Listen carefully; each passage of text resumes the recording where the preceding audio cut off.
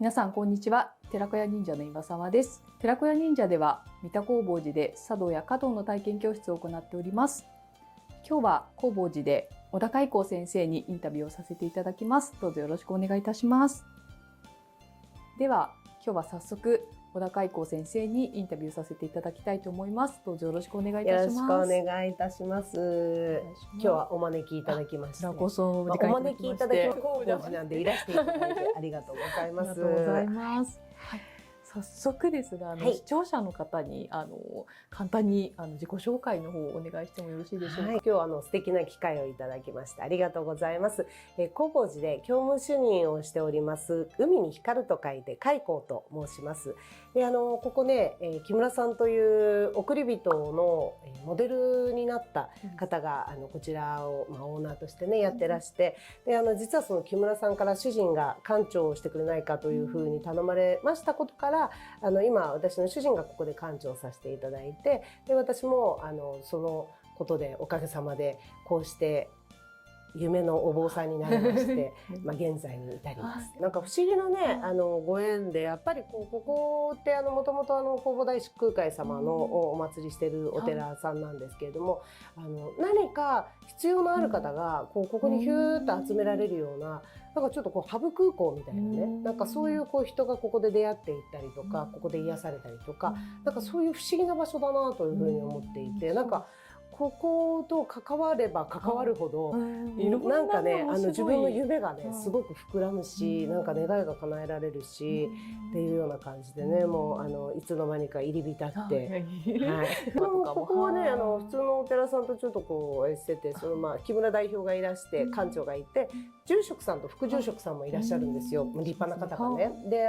私はもう本当にここ仏道学院というところでお坊さんを養成する学院なんかも主人がやっておりますので、それでお坊さんに本当になりたてなので、よくこういうふうに YouTube に出てるとなんか住職さんってちょっと勘違いされちゃったりするんです。もっと立派な方が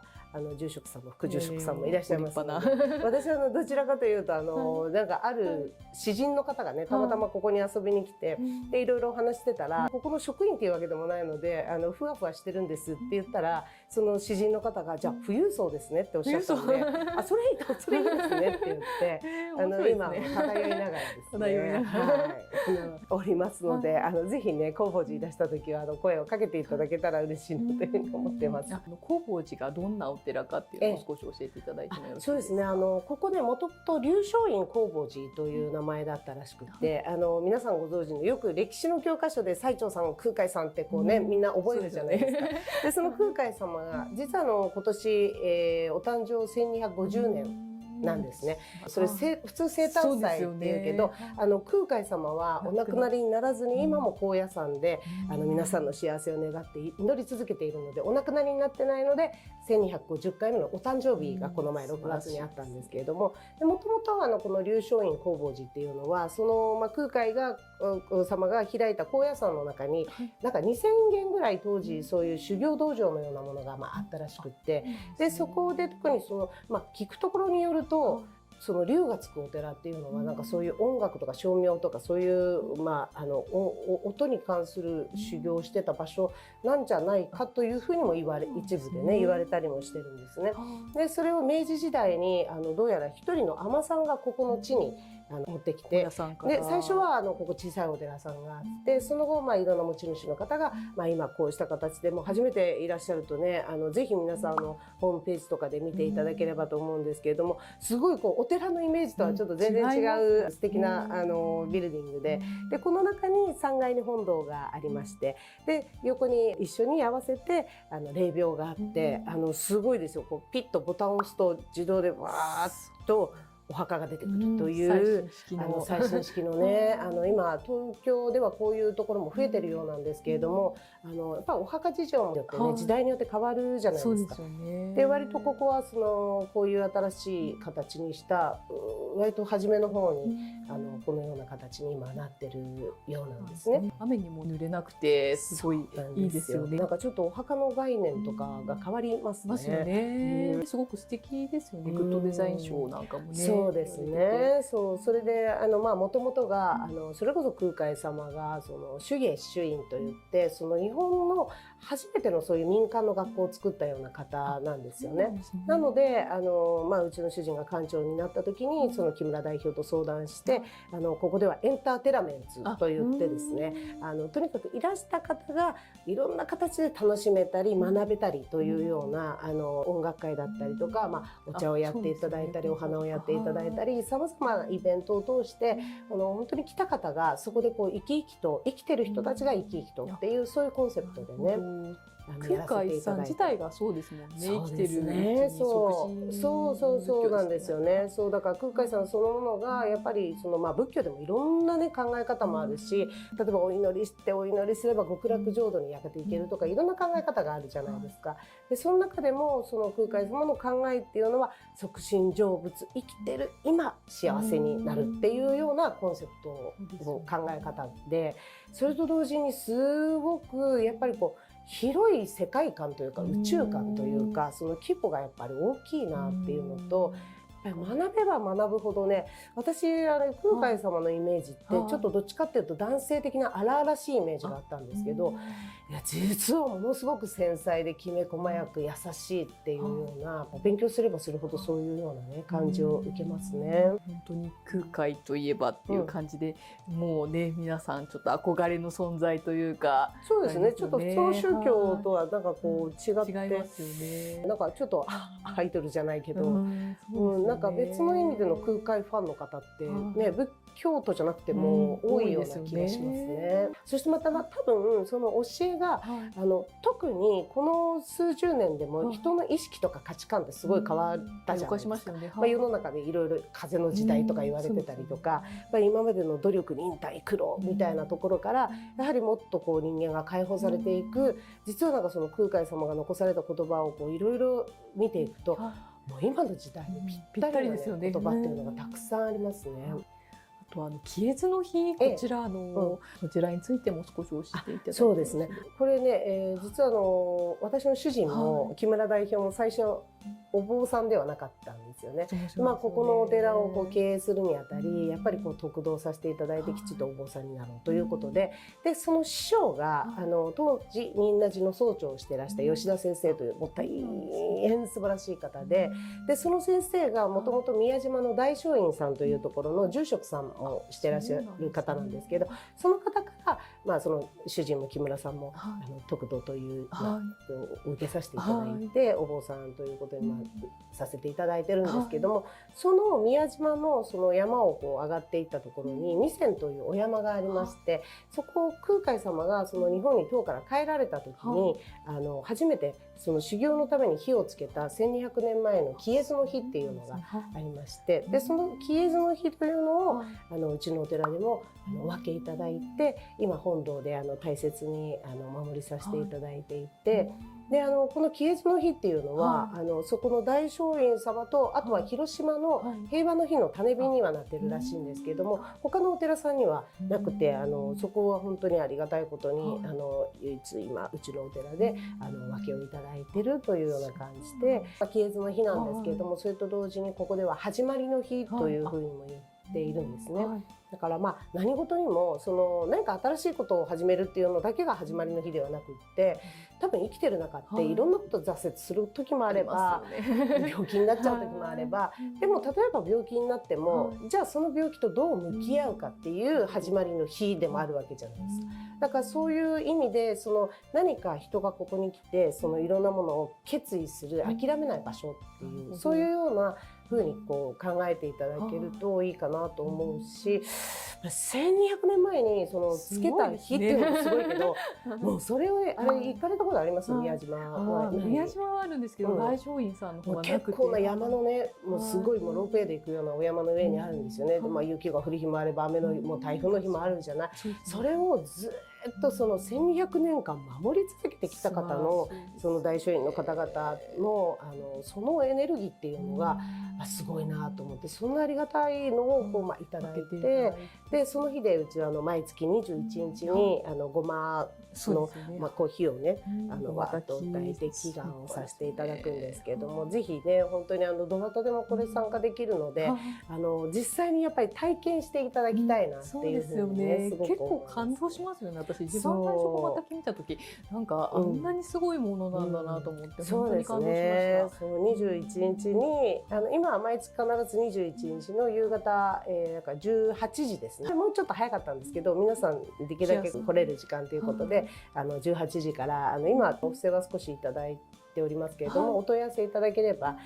いつでもね、お越しいただけて、でそれと同時に下に1階入ったところに、その店のお山にあるののちょっとミニチュア版みたいな感じで、その火で沸かしたお湯があるので、もうそれは本当に体にもとても良いというふうに言われてますので、フラッとこう来ていただいてもそのお湯はご自由に飲んでいただけるのでね。なんかそのうちお茶とかもそのお湯でこうね、ご利益ありそうなね、いいですよね。空海さんが1200年前に日本に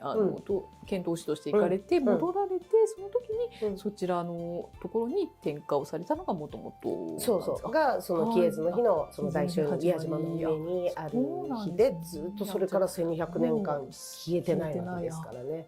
すごいことですよね。空海様も当時ね、その遣唐使船、皆さん歴史の教科書で習ってるかもしれないけど、長安っていうところにねいらして、その密教を授かってくるんだけれども、私たまたま20歳の成人式の頃にですね、ちょっと大学で考古学の勉強を取っていて、授業で選択で取ってて、その考古学の先生方がね、皆さんそこにツアーで行くっていうんで、なぜか考古学者に紛れてそこに行ってるんですよね。それ勝手に自分の中ではケイカージャリという方から授かって、その私本名エリって言うんですけど、まだ髪の毛あった頃エリって言うんですけど、その恵むっていう字にケイカをしょう、ケイっていう、でそして真言宗ですごい大事にされてる李朱経というお経があるんですけど、それで李って王様の李って書いて、で私はなんか親が本当にいい名前をつけてくれたなと思って、今のこの海に光の開口とともに自分の名前はすごい大事だなと思ったり、あの時に20歳の時に何も分からずになぜかそこに行ってたっていうのも、何かやっぱりこういうご縁だったのかなとかって。わかりました。どうもありがとうございます。開光先生はどのような経緯で仏門に入られることになられたんですか？もともと結婚しまして、毎日お客さんが来る家なんですよ、なぜか。でこれまでに結婚して30年ぐらい経つんですけど、いらした方が3万人を超えてるっていう、すごいですよね。驚異的な家なんですよね。毎日どれだけ知り合いがいるんだろうっていうね。で最初はもともと料理とかできない、24、25歳で結婚してるので何もできないじゃないですか。おもてなしもわからなければ料理もできないし、でもそんな中お客さん来るから行かないし、作ってるうちに、だんだんそれでこう見た方が料理を教えてほしいとか、あと本出したらいいんじゃないかとか、本を出されてます。あと自分でいろんなアイデアが出てきて、これをちょっと人に取られたくないなって、これ私が考えたアイデアですみたいなので、本に出したりとかして、本実は料理本2冊ぐらい出してるんですけど、でそうこうしてるうちにその料理教室に来てた方がもっと深い勉強をしたいっていうことで、6ヶ月の女性の勉強会っていうのを始めたんですね。で1回10名から15名ぐらいで一緒に合宿したりとか、本当に深い学びをして、で15期ぐらいまで続けた中で、やっぱりこう女性が多いんで、いろんなお悩み相談に、体のことだったり家庭のことだったりで、そうした中でなんとなくイメージの中でいつしかその禅問答のようになっているうちに、自分がこういう姿でお坊さんのように法話をしてるみたいな、なんかイメージ映像がこうチラチラ流れるようになりまして、でもかといっていきなり旦那さんも子供もいてお寺に入りますとか、仏教の学校行きますっていうわけにはいかないので、出家しますとか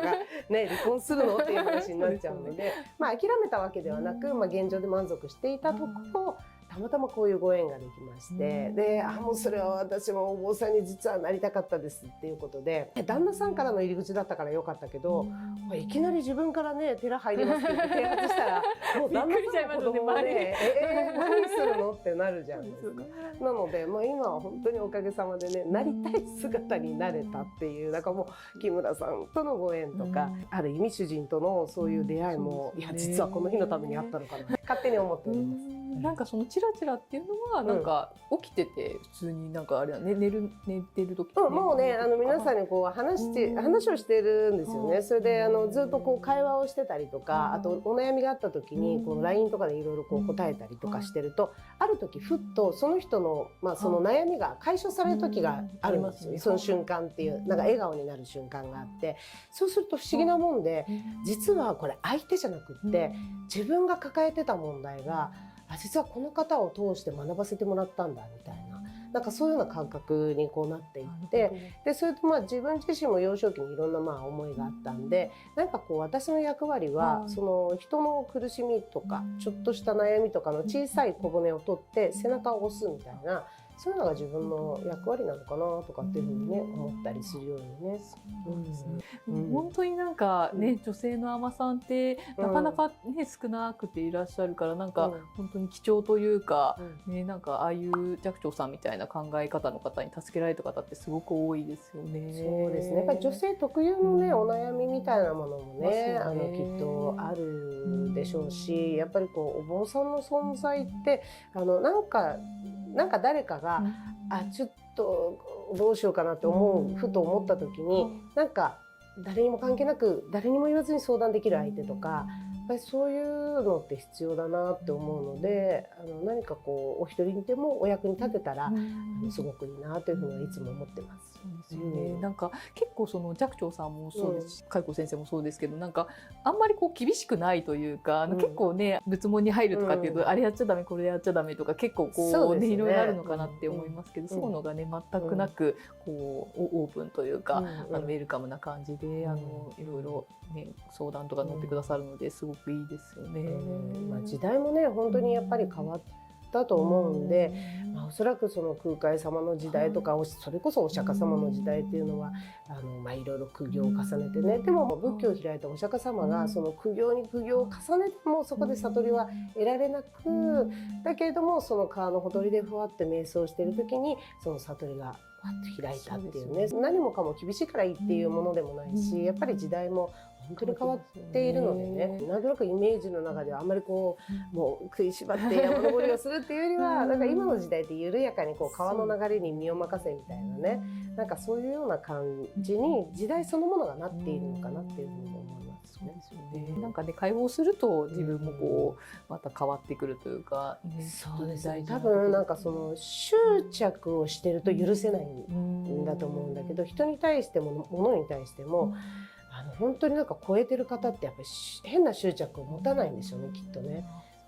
得度される時にその剃髪とかもなさったと思うんですけれども、何かそのきっかけというか、結構その女性がその剃髪するって、なかなか思い切れないかなって私なんかはちょっと思ってしまうんですけど。そうですね。もともとね先ほどもお話ししたみたいになんか自分の中でのイメージ映像がこうあったんですよね。ただそれはもうちょっと80歳とか90歳とか寂聴さんぐらいのイメージでそれこそね。で剃髪をしてるイメージだったんで、その自分のイメージよりは予定よりはだいぶ早かったんですけど55歳だったので、うちの仏道学院というのは半年間で得度までさせていただくんですけど、特にその絶対剃髪しなきゃいけないということではないんですね。なので私も自分の映像の中で見ていた自分の姿を本当に見てみたいっていうのが一番にはあって。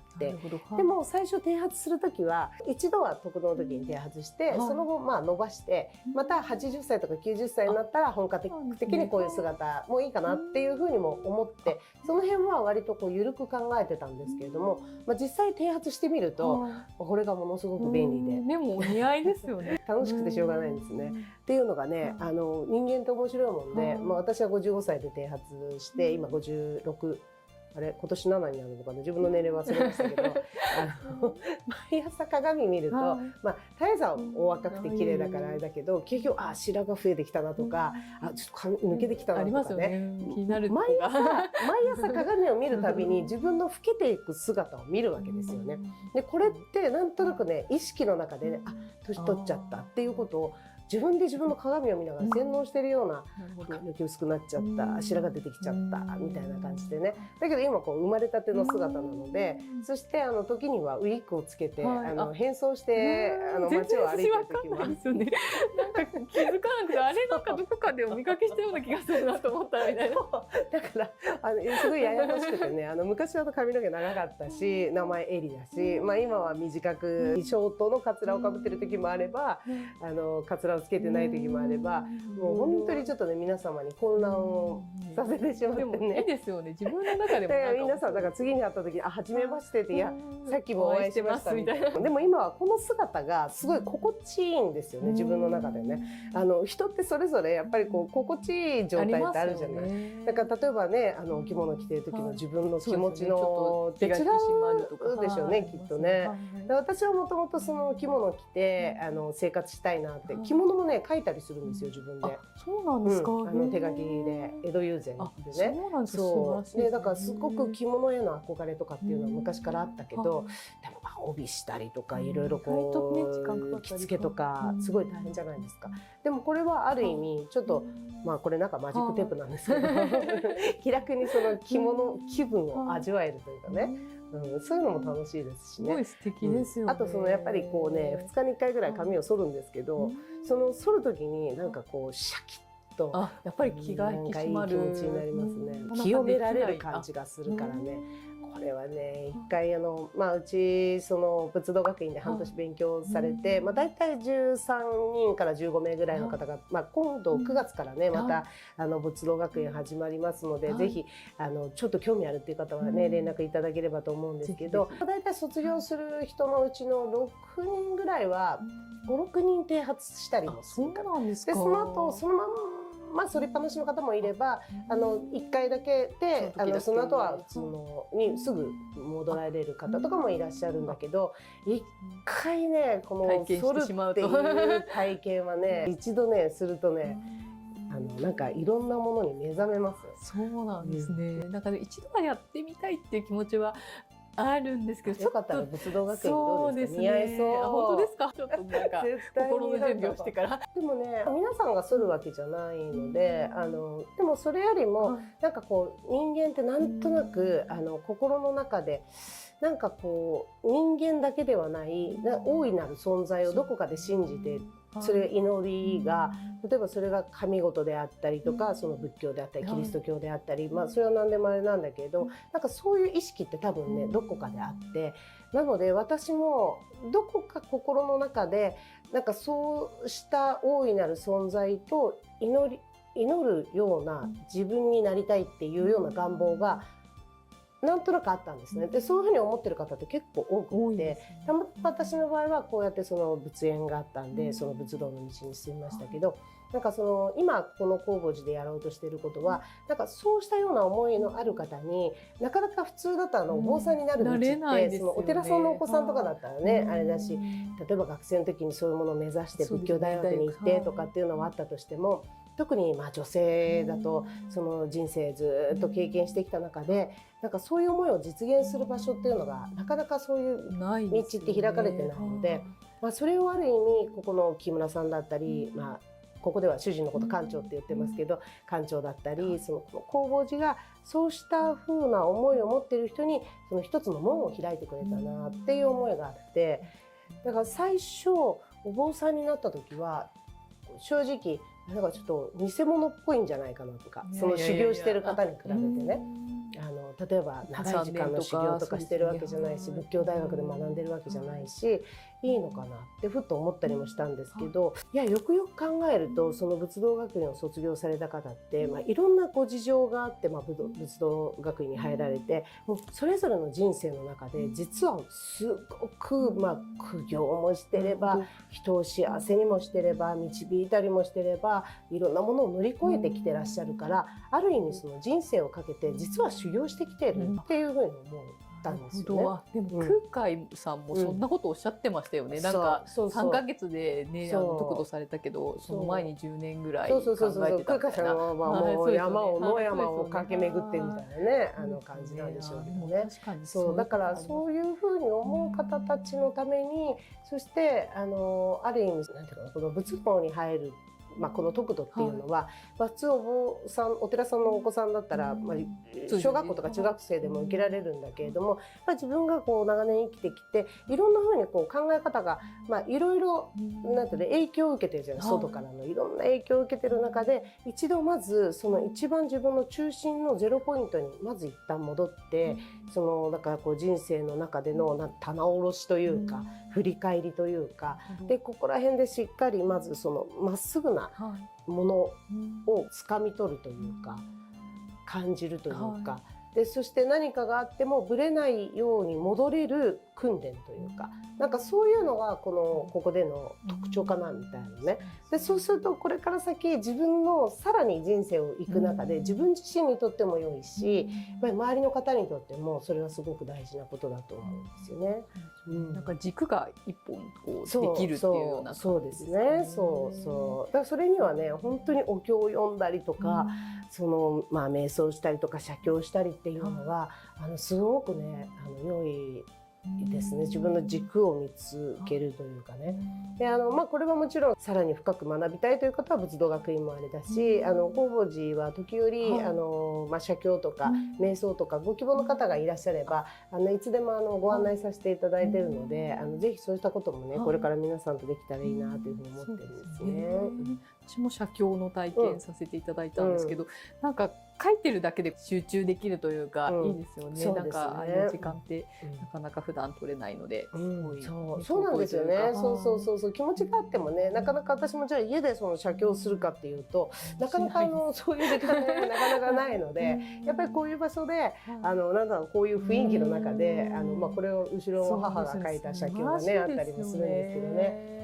これはね音源和願っていう温かい言葉に平和の和に顔って書いてあるんですけど、和やかな温かい言葉と笑顔とっていうのが大事ですよって、その周りが全部写経なんですけれども、これ本当に一番大事なことだなと思って、なんかそれをこう極められたら良いなと。そうですね、やっぱり笑顔って大事ですよね。周りもねこう自分が笑顔になると相手も笑顔にねそうですね。だからこの格好してるとね音源和願しやすいですよ、すごく。でもすごくなんかわかります。でもお顔もねすごいいつもなんかなかなかこの風貌でこういう格好してなんかそんな悪い顔ってできないですよね、人間ってね。やっぱり形から入るっていうこともね。でも大事ですよね。やっぱりこの格好してるとシャキッとしますよね。確かに周りの方もねやっぱりそういう目でね、皆さんなんかお坊さんだからずっとこういう格好で行き来してる時はずっとお経とブツブツブツブツお経を唱えながらいたりとか、あとちょっと杖ついてる方がいらしたりとかすると薬師如来の真言で「オンコロコロセンダリマトウギソワカ」とかいうのがあるんですけど、その方で「オンコロコロセンダリマトウギソワカ」「オンコロコロセンダリマトウギソワカ」ってつぶやいてずっとなんかもう歩きながら布教活動をして。素晴らしいですね。でもなんか出会えたらラッキーですね。素晴らしい。仏教学院に入りたいと思ったらどういうふうになんか、ちょうどね9月から新規募集してるんですね。なので今回すごく面白い方々がなんか不思議なご縁でね、特になんか女性のエネルギーが強そうな期ですね。今期で5期生になるんですよね。で私たちは1期生だったんですけど、なかなかね面白い。で仏教の歴史ももちろんそうですし、仏道の作法とかもそうなんですけど、もっと広い意味での神様だったりキリスト様とかも含めて、世の中がもともとなんでそういう宗教にこういうふうになってたんだろうかだったりとか、その自分自身の今これまでってどうだったんだろうっていうような振り返りだったりとか、もうかなり深いところまで学ぶのでね、私は本当によかったなと、なんか新しい命をいただいたなっていうような感じでしたね。あのままもし仏道学院出てなかったら、なんとなくその表面的な強さと表面的ななんかこう鎧